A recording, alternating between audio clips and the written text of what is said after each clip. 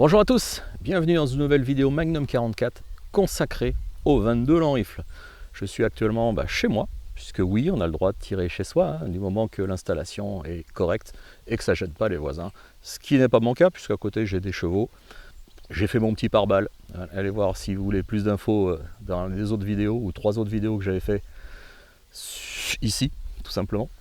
Et aujourd'hui les amis, je vais prendre mon temps pour tirer, puisque oui, je vais tester aujourd'hui des munitions qui sont, je dirais, relativement chères, plus de 20 € la boîte.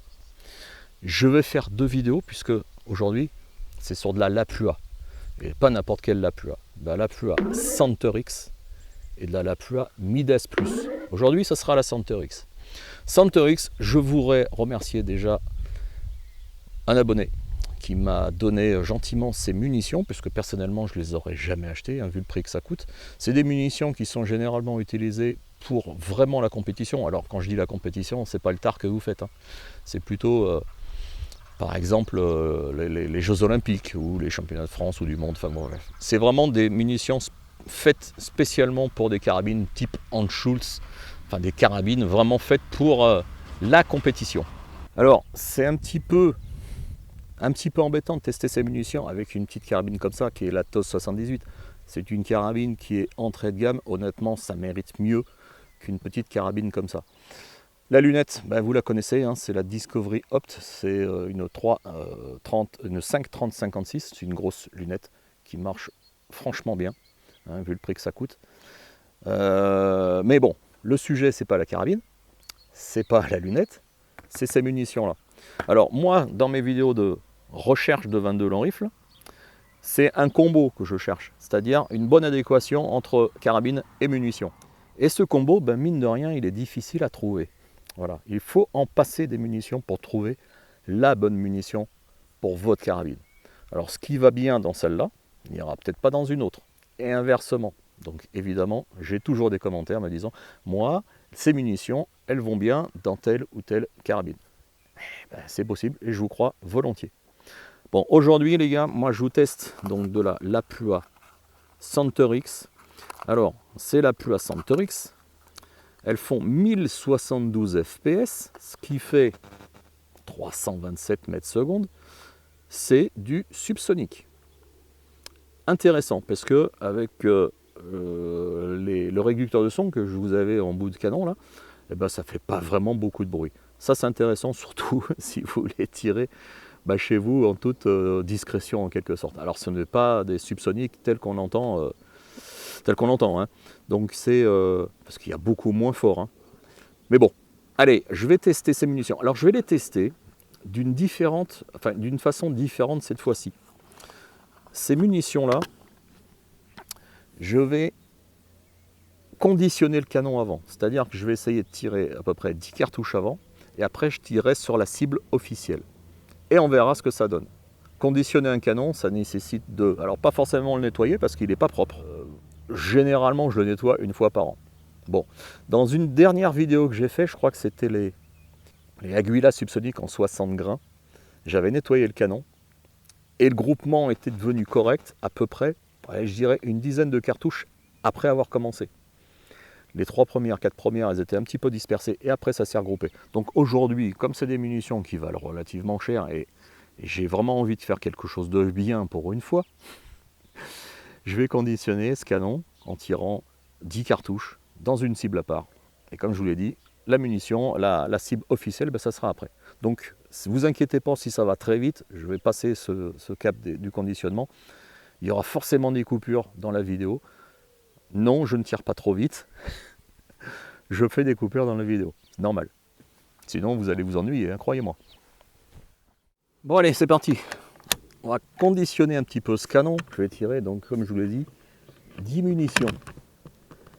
Alors, je m'aperçois que je dois toucher les rayures avec ces munitions-là, parce que ça force un petit peu.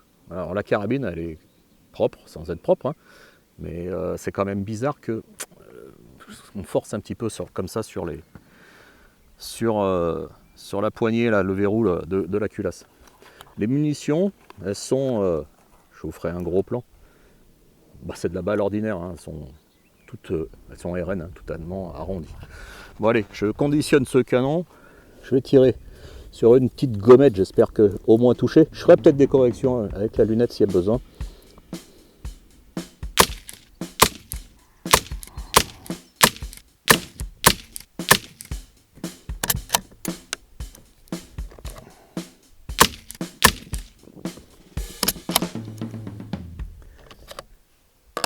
Bon, ben voilà, c'est conditionné. Ça tape légèrement plus bas que la gommette que j'avais prévu. Bon, c'est pas grave. Moi, ce que je cherche à voir, c'est pas forcément le centre de la cible, c'est le regroupement, le groupement de la munition, hein, tout simplement. Bon allez, 10 munitions, et puis on teste sur la vraie cible. Et on va voir ce que ça donne. Et je prendrai plus le temps de tirer.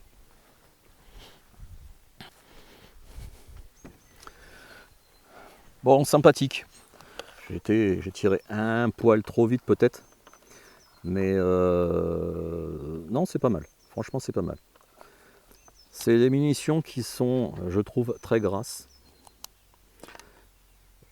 On s'en fout plein les mains. Ouais, regardez, je l'ai loupé la munition. Ouais, elles sont grasses. Donc voilà, je voudrais remercier, je ne l'ai pas dit en début de vidéo, je voudrais remercier Jean-François, il se reconnaîtra bien sûr. C'est un ancien armurier à la retraite et il m'a donné gentiment la Plua Centerix. C'est très sympa d'avoir des abonnés ou des amis qui se proposent pour vous donner quelquefois quelques munitions, et ce qui permet de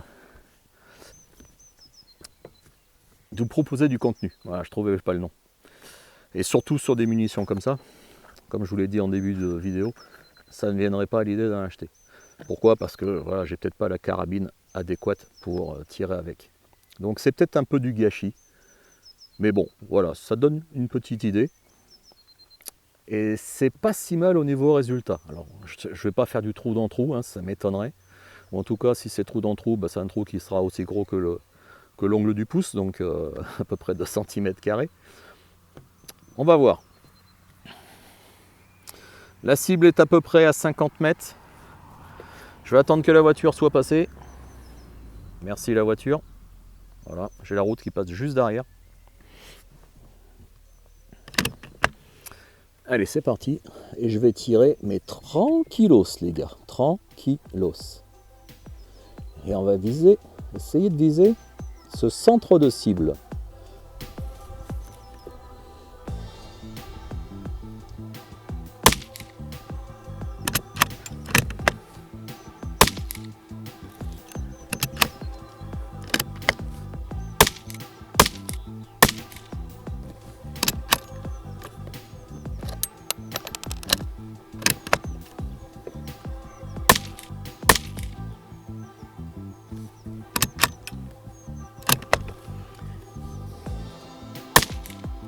Ah, dommage.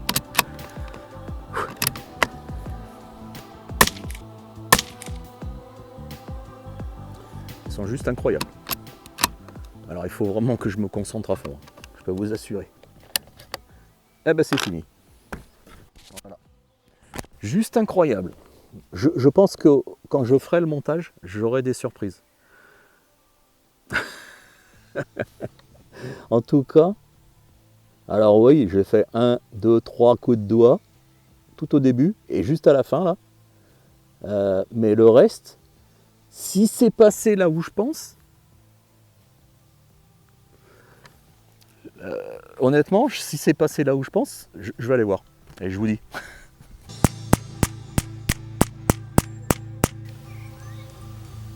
Bon, ben je pense que tout est passé par là. 1, 2, 3, là je dois en avoir 2 ici. Mais tout le reste, là. Ça s'appelle pas du trou dans trou, ça? Bon, ben les gars, j'ai rarement pas de mots. C'est juste, je dirais, impressionnant, quoi. Incroyable. C'est très rare quand j'arrive à faire un tel résultat, surtout du trou dans trou. Alors ouais, Il y en a qui vont chipoter, peut-être qui vont dire « Ouais, ça mord un petit peu sur la droite quand même ». Non mais les gars, faites des vidéos, montrez ce que vous savez faire, et on en reparlera. Moi aussi, je critiquerai ce que vous faites. C'est une plaisanterie. Mais bon, il y a des commentaires comme ça, et c'est un petit peu gavant. C'est toujours les mêmes qui reviennent déjà la plupart du temps. Mais bon, c'est un sport national, je crois, de critiquer ce que font les autres en France. Mais bon, là, honnêtement, je peux mettre une critique là-dessus, hormis le prix que ça vaut. Mais c'est topissime. C'est topissime. Je ne m'attendais réellement pas à ça. Alors vous avez vu, dans ma TOS 78, c'est pas dégueulasse. Hein, alors il y en a qui disent ouais mais moi avec ma 457 Savage, ma CZ 457, je fais du trou dans trou et patati et patata. Bon, ça là c'est peut-être du russe, c'est peut-être du rustique, c'est peut-être du bas de gamme à 400 balles, mais ça marche bien. Et honnêtement c'est ce que je cherche. Alors de là à acheter tout le temps de la munition comme ça, là je pense que je suis carrément hors budget, parce que moi généralement je tape dans les plutôt 5-6 euros la boîte, c'est largement suffisant pour ce que j'ai à faire. Par exemple de la Geco Rifle pour le tard en 823 avec ma TOS 12 là, que vous avez certainement déjà vu, ça suffit largement. Bon, les résultats bien sûr ils sont pas comme ça, mais il faut aussi comparer les choses. La lunette n'est pas si mauvaise que ça. Ça joue énormément. Une bonne lunette peut faire des bons résultats avec une carabine un peu médiocre. Ce qui est un peu le cas pour l'instant. Mais bon, voilà, pour revenir à ces Lapua, c'est juste impressionnant, quoi. Juste impressionnant, quoi. Je suis ravi de ce test. Voilà. Allez, à ciao dans une prochaine vidéo. Et dans la prochaine vidéo, ça sera les Midas Plus. On teste ça. Allez, ciao.